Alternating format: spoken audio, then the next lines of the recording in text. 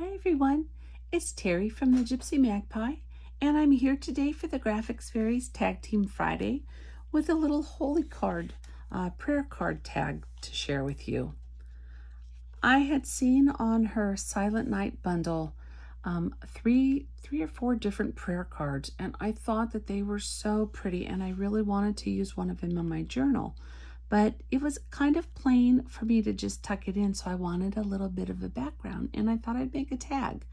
So I searched around. I tried some different solid colored cardstocks, and it looked a little bit plain. So I started searching through the bundles, and I ran across this beautiful background design in the Polar Hues bundle. It's kind of a greenish blue turquoise. It looks really vintage, and the color is stunning. I don't know how well it comes across on camera, but in real life, it is my favorite color of blue. So I used that for the background, and it needed a little something. It's hard to believe it needed a little something with all this glitter, but I was looking for something floral, and I tried out some different roses, but they were all in pinks and reds, and it looked awful. So white was what we needed.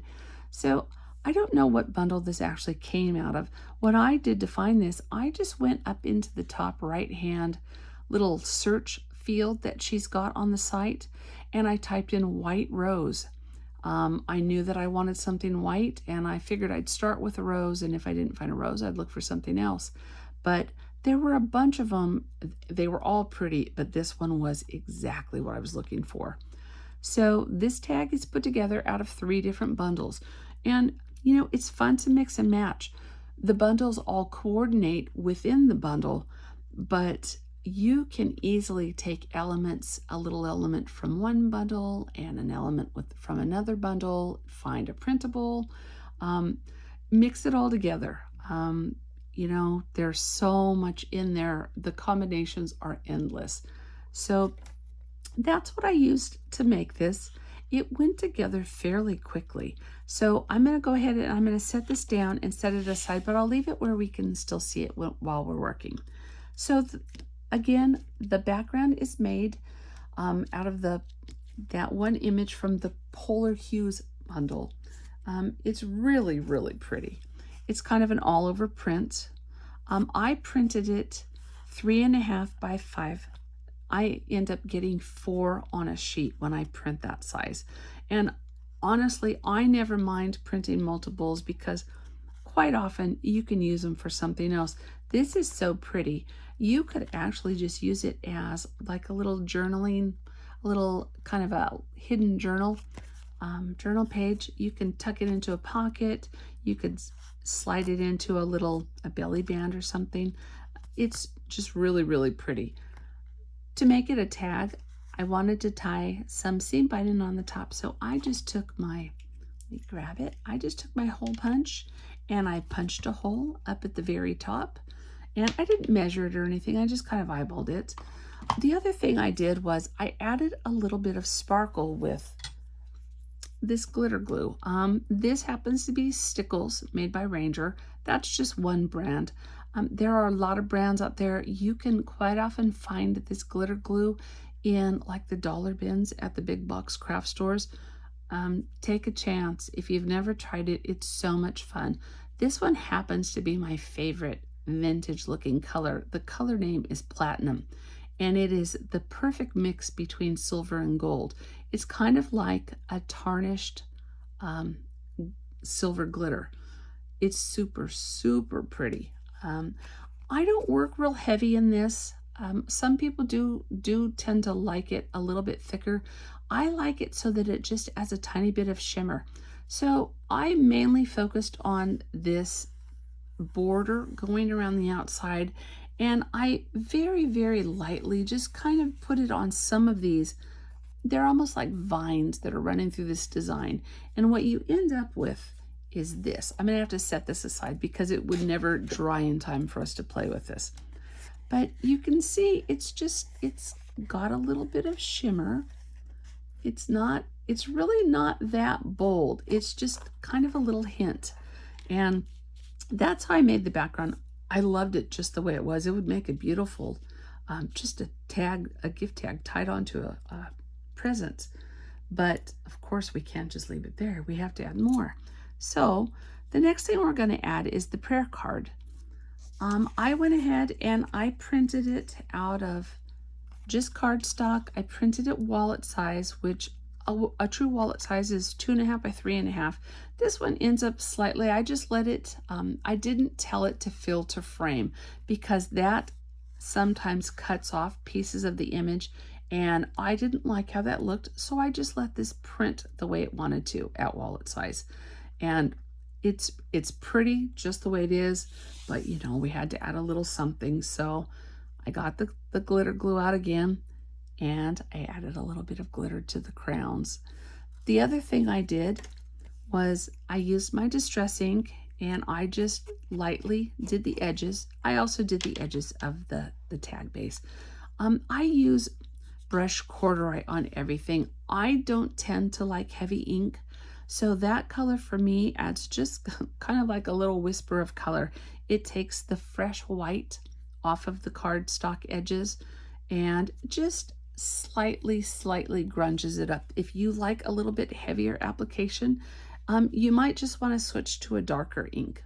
Vintage Photo is really pretty too, and that's quite a bit darker than this. If you'll notice, I've got a little bit of wispy cotton behind this, and what it's like a cheesecloth.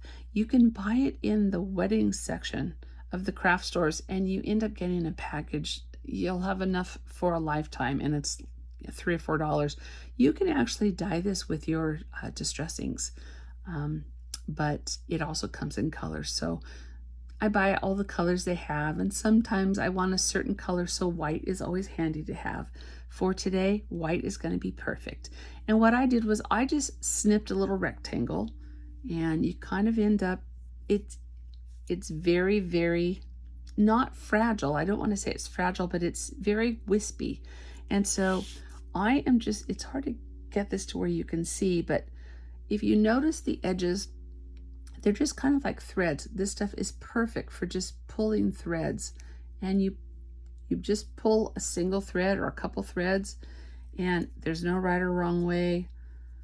You just end up with these loose edges. And I don't know, I like the look of that. So I added it onto the back of this with a little bit of foam tape. I added the foam tape for two reasons. One, it was easy to get the cheesecloth to stick to it.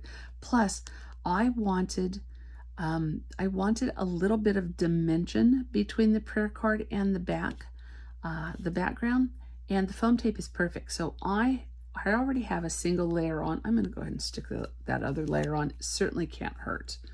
So it's just kind of messy, but I like the loose threads. Even though I've got the foam tape here, I'm going to go ahead and I'm going to use a little bit of adhesive just to make sure it stays stuck really well. My glue is starting to get very thick. It's been open for a long time. I don't mean a long time today, meaning I've been using it on a lot of projects and I haven't been very good at capping it when I'm done. And that's something you really should do. This tends to get very thick when it's exposed to the air. So it's great stuff, but hard to squeeze out when it gets thick. So I've just got a little bit of glue on there. It looks quite messy, but I'm going to take it and I'm just eyeballing where this is going to go. It's rather than centered perfectly, it's kind of up towards the right hand corner. And that's because I wanted to put something down here. And what we're going to put is the rock roses.